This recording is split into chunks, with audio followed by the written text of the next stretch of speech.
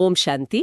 आज की तारीख है 19 जुलाई 2025 और आज हम मुरली से मिले ज्ञान पर थोड़ी बात करेंगे। जी, ओम शांति। इसका जो सार है वो है कि कैसे हमारी बुद्धि जो पहले पत्थर जैसी थी वो पारस बन सकती है। और ये ज्ञान देने वाला कौन है? चलिए इस पर थोड़ी गहरी चर्चा करते हैं। शुरुआत में ही एक बहुत सुंदर पंक्ति है, मीठे बच्चे सदैव खुशी में रहो कि हमें कौन पढ़ाता है। हाँ, ये सोचना भी मतलब परमात्मा को याद करना है, मन मना भव है। बिल्कुल। और ये कितनी खुशी की बात है कि कल हम जो पत्थर बुद्धि थे आज पारस बुद्धि मतलब एक दिव्य समझ वाले बन रहे हैं। सही बात है, ये परिवर्तन ही तो मुख्य है। फिर एक सवाल भी है इसमें कि हमारी तकदीर, हमारा भाग्य, उसके खुलने का आधार क्या है? और जवाब मिलता है निश्चय, मतलब पक्का विश्वास। हाँ, निश्चय।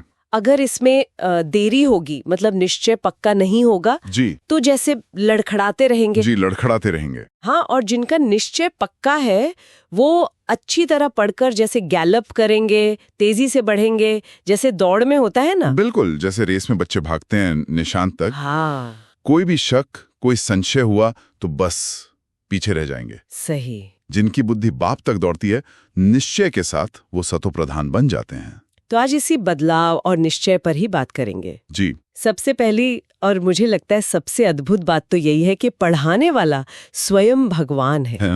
ये स्कूल कितना ऊंचा है। हाँ, जहाँ मतलब दुनिया का मालिक बनने की पढ़ाई हो रही है। और ये समय भी खास है, पत्थरपुरी से पारसपुरी जाने का, ये संगम युग। बिल्कुल, ये जो परिवर्तन है ये पुरुषोत्तम संगम युग मतलब युगों के मिलने का सबसे श्रेष्ठ समय यही मुमकिन है। हाँ, इसी समय पर।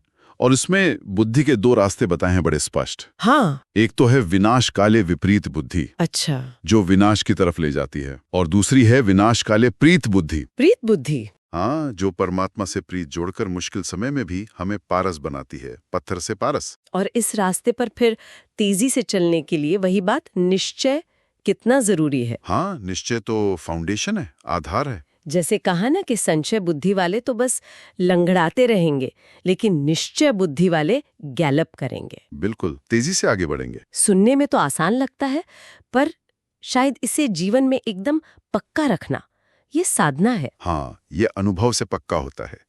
और ये जो ज्ञान है, इसे ज्ञान अमृत का प्याला कहा है। अमृत का प्याला, हाँ। ज्ञान सागर परमात्मा, वो हमें भी कहते हैं कि मेरे जैसे बनो, ज्ञान के सागर बनो। और यहाँ ये बात भी महत्वपूर्ण है कि पढ़ने वाली आत्मा है, शरीर नहीं। जी बिल्कुल, आत्मा ही तो संस्कार लेके जाती है ना। हाँ, इसीलिए फिर वो देह अभिमान छोड़ने की बात आती है। हाँ, शरीर को जैसे लोन पर लिया हुआ समझना। अच्छा, मुख्य बात है खुद को आत्मा समझकर बाप को याद करना। मन मना भव।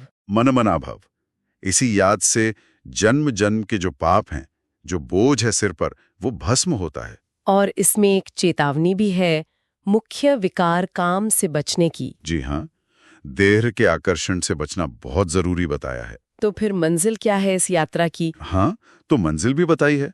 पहले शांति धाम, अपना असली घर। अपना असली घर, और फिर नई दुनिया, अपनी राजधानी सतयुग। हाँ, जैसे वो मिसाल दी है कि मच्छर झुंड में जाते हैं। हाँ, वैसे ही सब आत्माएं बाप के साथ वापस जाएंगी। और परमात्मा, जिन्हें गरीब नवाज कहा है, उनकी खास नजर गरीबों पर रहती है। बिल्कुल, वो हैं ही पतित पावन गरीब निवाज। इसमें ड्रामा और एक्टर्स का भी जिक्र है जी कि हम सब मुख्य एक्टर्स हैं, अपना पार्ट बजा रहे हैं। हाँ, और भविष्य में राजधानी कैसे बनेगी उसकी चिंता नहीं करनी। क्यों?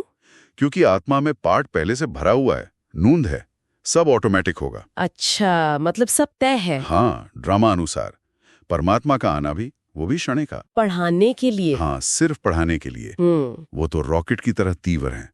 इस शरीर रूपी बैल या रथ कहें, इस पर सदा सवारी नहीं करते। सेकंड का खेल है, आना जाना। बिल्कुल, दिव्य दृष्टि देकर भक्तों को भी राजी करते हैं और हमें पढ़ाते भी हैं।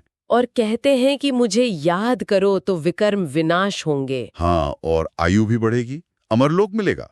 तो सार यही निकलता है कि हमें इस ज्ञान की खुशी में रहना है कि भगवान खुद हमें पढ़ाकर पत्थर से पारस बना रहे हैं। बिल्कुल, ये सबसे बड़ी खुशी है। और निश्चय और याद, यही इस यात्रा का आधार है। जी। अच्छा, तो अब धारणा के लिए जो मुख्य बातें हैं वो सुन लेते हैं। पहली तो ये कि इसी डबल खुशी में रहना है कि अब हमारी यात्रा पूरी हुई।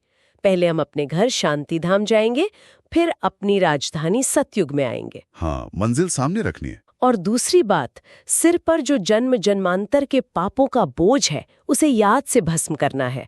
देह अभिमान में आकर कोई भी उल्टा कर्म नहीं करना। बिल्कुल सही, याद ही अग्नि है। और आज का वरदान भी बहुत सुंदर है। हाँ, वरदान है, श्रेष्ठ संकल्पों के सहयोग द्वारा सर्व में शक्ति भरने वाले शक्तिशाली आत्मा भव। इसका मतलब अपने अच्छे पावरफुल विचारों की शक्ति जमा करके दूसरों में भी बल भरना है। जैसे हमारे संकल्प इंजेक्शन का काम करें दूसरों के लिए। वाह, संकल्पों से सेवा जी। और स्लोगन है, मास्टर दुख हरता बन, दुख को भी रूहानी सुख में परिवर्तन करना। यही आपका श्रेष्ठ कर्तव्य है। दुख को भी सुख में बदलना, ये कमाल है। और अव्यक्त इशारे भी हैं। हाँ, कि संकल्पों की शक्ति जमा करके श्रेष्ठ सेवा के निमित्त बनो। व्यर्थ संकल्पों पर कंट्रोल। बिल्कुल, व्यर्थ सोचने पर कंट्रोलिंग पावर रखनी है, क्योंकि एक व्यर्थ संकल्प का भी कई गुना नेगेटिव असर पड़ता है। हाँ, जैसे उदासी ले आना या हिम्मत तोड़ देना। जी, या खुशी छीन लेना।